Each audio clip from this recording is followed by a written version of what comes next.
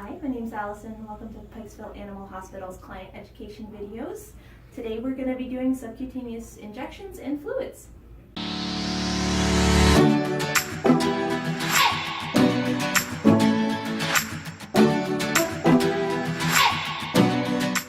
We're going to do some subcutaneous fluids and show you how to do some subcutaneous injections. We'll be using Chase today. We have our fluid bag set up. When you have one of these, you want to make sure that you're hanging it in a higher place so that gravity can help your fluids move down into the body. You always want to make sure you have a new needle whenever you do a new poke.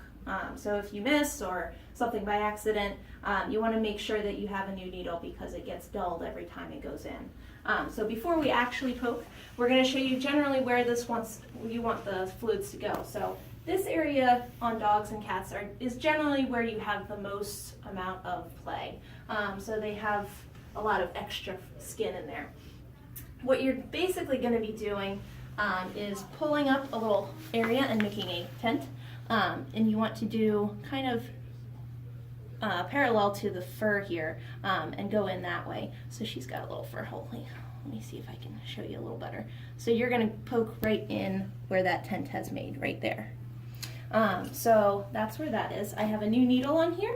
I'm going to uncap the needle. I'm going to note at which point the bag of fluids is at. So right now it's at about 8.5 or so. We're going to just note that, and you want to look at it every time you're looking to measure and see how much has gone by. You want to look at the same vantage point because at different vantages it's going to be different. So let's go ahead and put this here. We're going to poke quick. And look, she didn't even notice. So you want to make sure you're poking it and putting it in as far in as you can. You don't have to jab really hard, but just a quick poke just so that it's like ripping off a Band-Aid. You want it to be pretty quick. So we'll go ahead and do that, and we'll undo the fluids here. So you just go like that, or if you have it rolled down, you want to roll it up. So we can actually see in here that the fluid is going pretty good. She doesn't really need to get a lot of it, so we'll end it right about there. And by pushing this through, we've occluded the line. When you're taking it out, you want to get to the end of where your needle is. So right there, I'm going to pinch and just pinch that closed for about 15 to 30 seconds. Somewhere in there, just so that the skin has a chance to close up and your fluids don't come all the way out. There we go, and I just like to rub a little bit. So she got probably only 15 or 20 fluids there, milliliters of fluids. And in this bag, this is 1,000 milliliters, or 1 liter, and each of these numbers goes down, that's 100 milliliters. So as it goes down, that's 100, 200, 300, 400, etc. So if you needed to get 150, you'd go from here to the 9. So that pretty much does it for our fluids. We are going to do an injection. So it's kind of the same principle.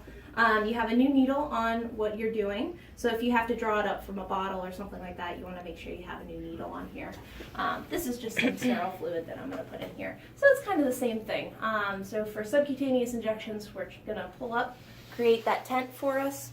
We're going to go boop like that, and you want to pull back to make sure that first of all, that we're in, because you're going to get a suction vacuum in there. And also you want to make sure you haven't hit a blood vessel. So if you pull back and you see blood in your syringe, you want to pull it out, get a new needle, and try again.